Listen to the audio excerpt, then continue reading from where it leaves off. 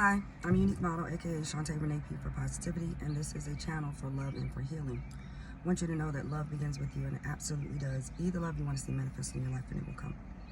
So this is a message that I got this morning, but I've gotten it before, and I just hadn't.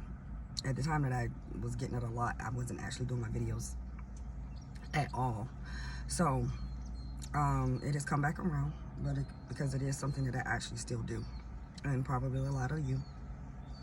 And it's talking about the gift or the spiritual gift of service, the spiritual gift of help.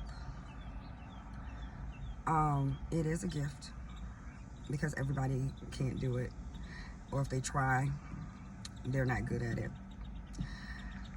It can be tweaked, but it is a natural gift.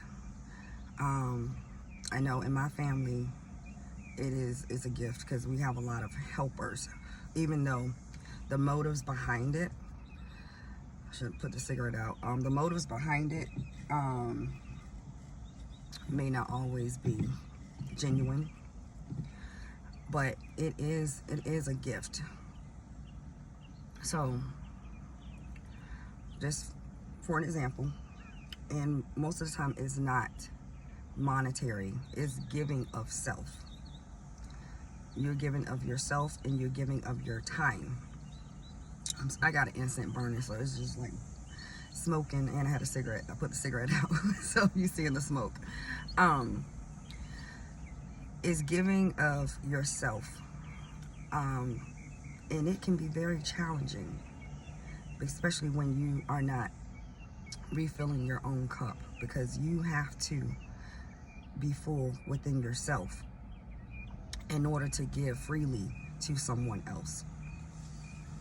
Prime example, on one of my other videos, I talked about a lady that I helped take care of for 2 years, and another family member was actually taking care of her, but during the time she was being, she had care, she needed an actual nurse to come in and give her shots daily. So this is the crazy thing. I had just started feeling better. I had, after, separating like totally from my ex-spouse, and I had just started feeling better. When I moved back home, I went through, like, I was coming out of a depression, so it took me a minute to get myself together.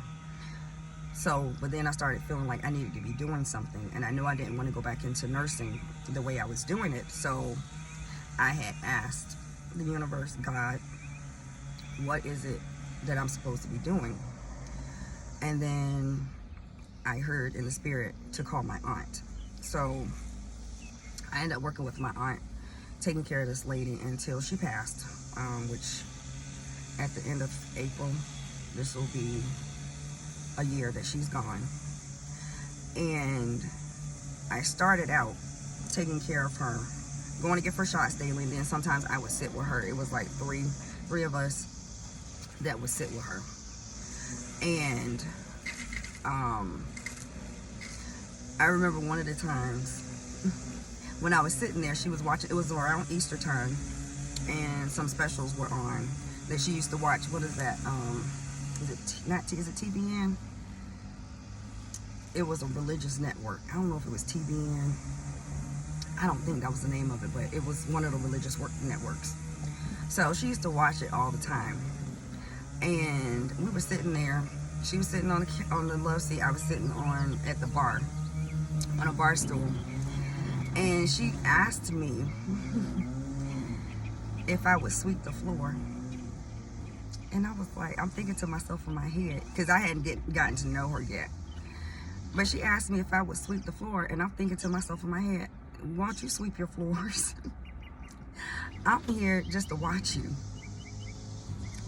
But then I had to talk to myself and say, bitch, if she could sweep the floors safely, she would get up and do it. You are here to help. Get up and sweep the damn floors. So I got up and, swept the floor, and, I sat back down. It was like, that did not kill me. I just didn't want to do it. But then it got to a point where I actually started spending more time with her.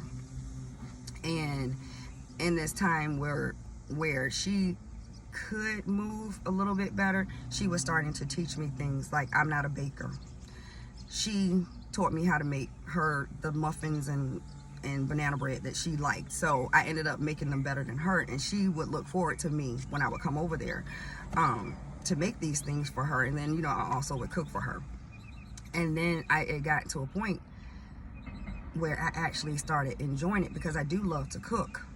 But because I was staying with my grandmother at that time, my grandmother didn't like anybody else cooking in her kitchen, you know, and cooking is a way that I express love, I express myself.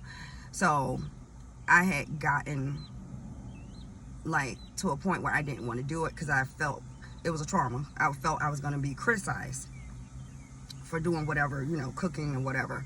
But this lady came to love it, and I started loving it. And then, you know, she just let me do whatever I wanted to in her kitchen. She did not care. And then this is a lady that sometimes I actually stayed with her for months at a time when her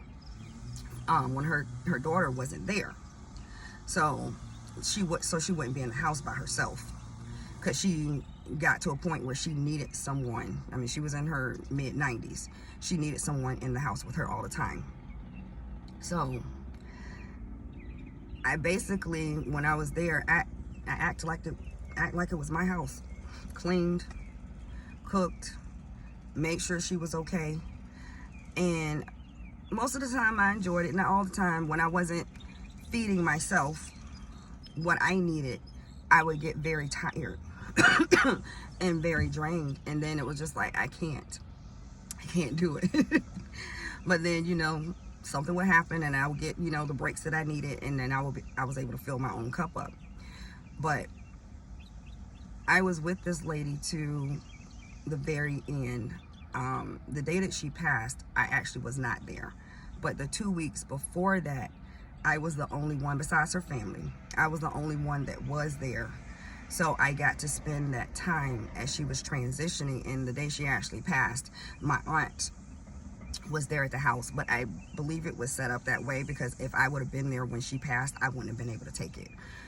Because during this 2-year period of her transitioning, she actually became like a surrogate grandmother to me.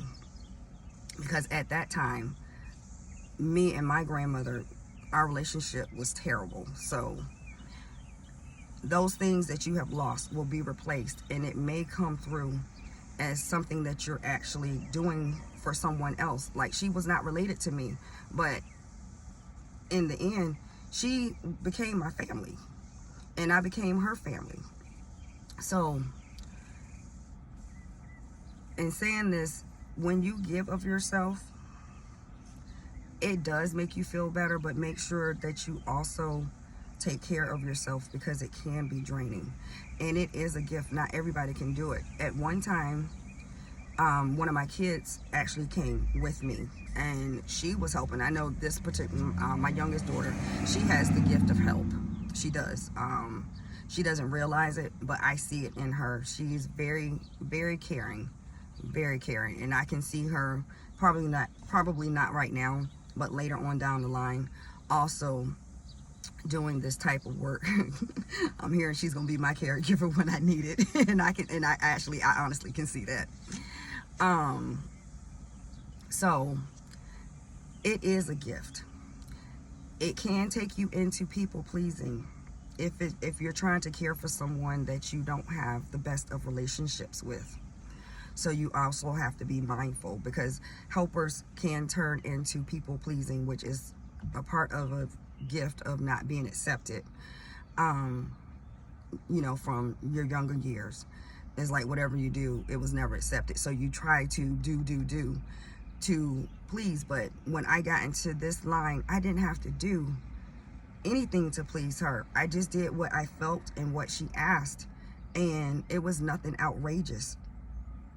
And we actually built a very good bond, and I knew she appreciated me, and I appreciated her for coming into my life when I needed it, and like vice versa, I came into her life when she actually needed it. So those of us that are caregivers, don't take your job lightly, because it is a gift. Even though society may look down on it, well, you know, you just wipe asses, or you clean up vomit, or, you know, you do things like that, you change beds. No, it takes a strong person to actually be able to do these things for other people. Because I've also had it where I was in ICU and I was on like 10 liters of oxygen, and excuse me, I had trouble walking to the bathroom, so I ended up needing a bedside commode.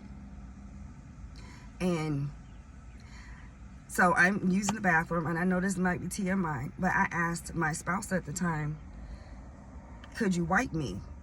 And he acted like I was speaking a foreign language.